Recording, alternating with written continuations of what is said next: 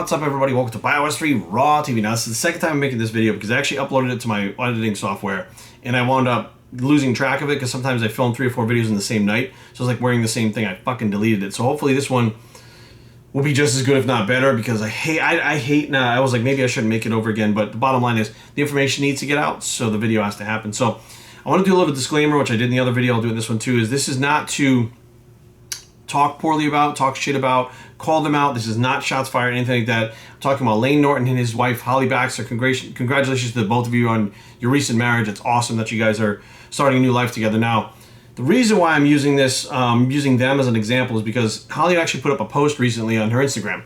And the problem that I have is, most of the times, Layne Norton is actually the one that people cite for saying the things I'm going to talk about right now, and that is the IIFYM crowd and the scientific crowd. They usually point as Layne as kind of the main guy who says it. Always talks about your body doesn't know, a carb from a carb. It doesn't know the difference between a sweet potato and a Twizzler. It has no idea. Basically, they're the same. As long as you hit your macros, it doesn't matter. Now, I have argued for years that food contains information. If you eat a Twizzler, it tells your body to do something, and hormonally, it has a certain reaction to that food.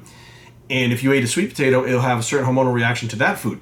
Now, not just the hormonal reactions, but the chemicals themselves and the way that they're actually created from not just the macros that are actually in these foods affect your body and the results that you get. Now, again, the IIFYM crowd, including Layne, will say that's not true. All proteins are created equal. That's not true, because if you take a plant protein in, it has incomplete proteins. You need to actually take in more than one source of plant protein to complete those proteins, which means that all protein sources are not created equal. Now, they could say, well, they all have the amino acids. Well, each protein source has different levels of different amino acids. So if you really truly want to have a full blend, you would have all different types of protein throughout the day, not just one. But they'll tell you, if you want to just have egg whites, have egg whites. If you want to do chicken all day, they'll tell you it doesn't matter. They'll tell you fat-wise that, and this blows my mind, as long as you hit the fat number, a polymonounsaturated fat is no different than a saturated fat. And I'm like, what? Even their molecular structure is different, but just looking at them, one is a solid at room temperature, one is liquid. Like, they are different. They digest differerly. They're made from different things. They cannot all be the same. Now, their end result is what Layne talks about. The end result is what the IIFYMers talk about, and that is the end result. They turn into glycogen. But what happens in the process of that, breaking it down to glycogen, is what I've been talking about. That is also important, not just those macros. How it's digested, how fast it's digested, the hormonal reaction to that food, the way that your body reacts in general to that food definitely makes it different from person to person. You cannot group all foods and say all carbs are the same, all protein. You can't say that. Now, the reason why I'm using Layne as the example for that is because he's the one that usually preaches that. And here we have a stark contrast in his wife, which is the just prime example of what Layne says is actually not true. By saying that a carb is a carb is a carb, Holly actually posted on her Instagram that she has irritable bowel syndrome, which I don't know a whole lot about. My brother suffered that when we were younger, and like certain foods would just tear him up. So he couldn't eat certain things, and there was times that he actually went to the hospital thinking that was something like drastically wrong with him, and it was just a flare-up of the IBS. So I know it can be like debilitating, not just the bloating, like the pain, all of it. I've seen it up close and personal.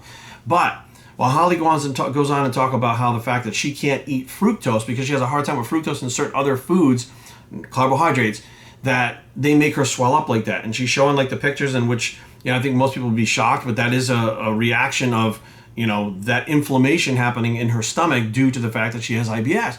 Now, saying that this food, which is fructose, it flares up my IBS, and this food, which is rice or potato, does not, is a prime example in your face, undeniable, that fruit is not created equal with a potato. They are not equal.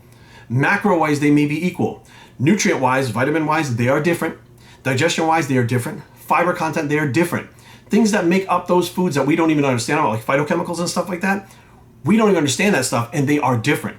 Not just the macros make your body react. Those other things make your body react. Holly's body is reacting to the fructose, which she has a genetic predisposition for it, but her genetic predisposition isn't for all carbs because they're all created equal. It's those specific ones that flare her up. So therefore, those foods, she avoids those foods, and other ones that she can eat are fine, which means those are not all created equal. However, all of these gurus and diet people, nutritionists that are into IIFYM, they're going to tell you the opposite. But it's not true. Whether they understand it or not, I think honestly, many of these people don't look any further than the calories and the macros. That's all they think about. They don't think about how this food is going to affect you. I told the story before about how I dieted on white potatoes, It was white potatoes, oatmeal, and white rice is what I was using for this diet in 2007 when I was getting ready for the Pittsburgh and then the Lehigh Valley Championships. Now, the whole time I was doing carb cycling, it was a high, medium, low zigzag diet. And a friend of mine that was helping me, who was a national level competitive bodybuilder, who I actually wound up coaching later on, which is interesting, right?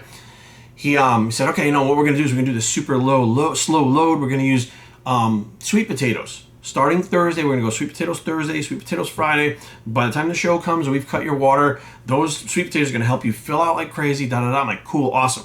So meanwhile, I haven't eaten these things the whole time, right? I don't really eat sweet potatoes. I don't really like them. But hey, if you tell me that's going to help me look my best, I'm going to eat them. So I bought a bunch of sweet potatoes. I started eating sweet potatoes. First meal, about a half hour later, you look at yourself, vascularity's coming out. You look a little tighter. You look a little bit fuller. The next meal, about 2 or 3 meals in, everything's going as planned. About that 4th meal, I just don't want to eat. Now, I've been dieting for like 12 weeks. Why do I not want to eat? That's weird. So my body wasn't digesting those sweet potatoes properly. So as I kept eating them, my stomach started to distend more and more and more, and I started to get cramps and actually started to retain water under my skin, in my face. I'm like, what the hell? I'm thinking to myself, I'm going to pop a diuretic. So the diuretic's going to take care of everything. So after I popped the diuretic, some of the water came off, but the water wasn't coming off because it wasn't due to like sodium retention. It was due to inflammation that was happening to me from the fucking sweet potatoes I ate. So now the day of the show comes, my stomach completely distended. Nothing I can do can pull that water off. Diuretics are not working. I'm like, what the fuck is going on here? And every time I pass gas, because now I have extreme gas, it clearly smells like a friggin' sweet potato. And I was like, what the fuck? So this went on for days. Took my body probably till Monday or Tuesday to fully digest those sweet potatoes, to where my stomach started to go down and stuff like that. I was eating other foods. I was doing all kinds of other, like drinking fluids again, everything I could. Gatorade, trying to get my body balanced out again. But my body was so flared up from those sweet potatoes, because it doesn't like them, that it took me days for my body to actually level out again. Now, I learned back then, that was 2007. Now, people can argue all they want that sweet potato is not exactly like a white potato. That sweet potato is not like rice. That sweet potato is not like oats. Many people will say stuff like, well, oats, it's a complex carb, slow digesting. I can eat 2 cups of oats dry, which means it's a giant bowl full of oatmeal, and an hour later be so hungry I'm having a blood sugar crash. For me, oats digest very quickly. Even when I eat them with fats and protein, they're out of my system almost immediately. Why? I don't know. Most people can eat that oatmeal and they're fine for a couple of hours. Me, it just doesn't work like that. So I learned not only did different foods affect me different ways, but different foods, rather than, one worked for me, one didn't, because I just figured all foods worked for me because I didn't have any food allergies or anything like that. I don't have a food allergy. For some reason, my body cannot digest those sweet potatoes. Don't know what it is. But I also learned that, not just from the sweet potato things, but the fact that I can eat all these other things and still digest them, well, they have to be different too. So now you kind of sit back and go, okay, like, it really doesn't make any sense to say that all these foods are created equal, or, every carb is the same, or, just it's all about the calories in, calories out. Like, when you really stop and look at what these people are saying, you can pick it apart piece by piece, because they're not going to answer your questions. They're not going to reply to the things that you say. So far, Alan Aragon, I always butcher his name, sorry, Alan, has been the only one from that scientific community that I've actually been able to have a back and forth discussion, and it wasn't turned into like name calling or snickering or making fun of the other person. Like, it really did turn into a back and forth thing where it actually makes me go back after I, converse with Alan and say, what are the things have I just not been looking at a certain way? Let me take that instance and just turn it this way and look at it from this angle. And lo and behold, I'm like, wait a minute, this is over here, this is over there. These people in the science community don't do that. Or that's been my experience. They don't do that. They go, this is it. It can't be turned this way. This is it. And you're like, well, what about this? Like, nope, this is it. Like, they just don't want to admit they're wrong. They'll fight to the death for it. And they make fun of us for being emotionally attached to it, where, honestly, I think the people in IIFYM are more emotionally attached to the situation than the bros are. The bros are basically attached to doing what works and what's been proven to work for 35 years.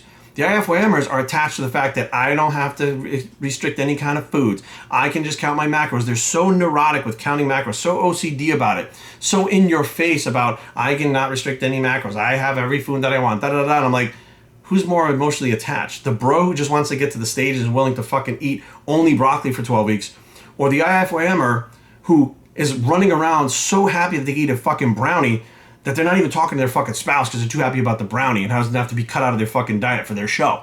So emotional attachment to me is when you love a brownie more than your fucking spouse, that's emotional attachment. But they'll tell you that bros are more emotionally attached. They're not emotional. They just feel like, look, I've been doing this the bro way and I'm getting to where I want to be. I don't want to fuck up by taking your advice and screwing things up. So therefore, I'm just making sure you got your fucking head screwed on straight because you're arguing like a little fucking 10-year-old about how you fucking read a study somewhere that a rat bit someone in the ass and it turned him fucking anabolic like Spider-Man. He's Rat-Man now.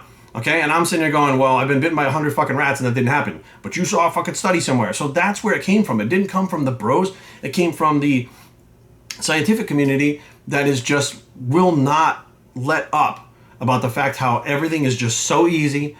All you have to do is count calories. All you have to do is go in there and get on the fucking elliptical and make sure you count your calories on there. Make sure you put all the macros in there. Make sure you're not restricting any foods. Like, that's what they're fucking after all the time. And I'm sitting there going, but what if, like, what if you have to restrict your foods? What if you have to restrict them because you can't eat them because, you know what? Your body doesn't like them. You just force it? Like, there's so many things that I feel like the IIFYMers want to argue about, that all carbs being the same should not be one of them. That's just honestly the basic level of knowledge, that a piece of fruit is not like a potato. Unfortunately, the person that coined IIFYM, people kept asking him stupid questions like, they don't were like, can I have a burger instead of a protein shake? They were like, well, can I have a piece of fruit instead of a potato? Or can I have rice instead of oatmeal? He was like, look, just fucking, if it fits your macros, just fucking eat it. Like, he was talking to a bunch of people that were eating clean foods and that were not eating junk. And it got fucking blown out into this giant proportion thing. So this video, I felt like, had to be made because there was an obvious example through Holly and Lane about one person saying one thing and then having the exact opposite thing happen that proves what that person says is not true. And again, this is not shots fired. I'm putting this out there because over time I've been trying to put out information that literally helps you, makes you understand. Like, I have put it out so many different ways that I'm like, maybe just examples. Maybe giving examples will be the way to get people to actually understand and stop and think for themselves and not just blindly listen to people when there are blatant examples right in front of them in their face that they're overlooking and not looking at it from that angle. They're looking at it from this angle, only Lane's angle, not the other angle that says, well, fuck, Holly can't eat that carbohydrate. Why not? Because not all carbs are created equal. Period. BicepTraining@gmail.com. Leave comments down below, but don't fight. BicepTraining.com is a blog. It's not all carbs equal bicep, and we are out.